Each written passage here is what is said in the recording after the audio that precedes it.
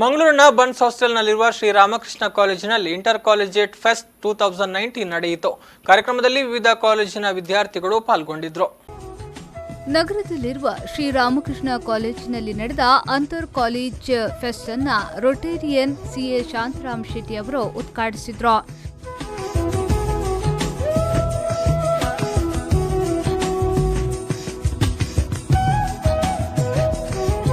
ಬಳಿಕ ಮಾತನಾಡಿದ ಅವರು, ವಿದ್ಯಾರ್ಥಿಗಳು ರ್ಯಾಂಕ್ ಪಡೆದರೆ ಸಾಲದು, ಕ್ರಿಯಾತ್ಮಕ ಚಟುವಟಿಕೆಗಳಲ್ಲಿ ಪಾಲ್ಗೊಂಡು ತಮ್ಮ ಪ್ರತಿಭೆಗಳನ್ನು ತೋರ್ಪಡಿಸಬೇಕು ಎಂದು ಹೇಳಿದರು.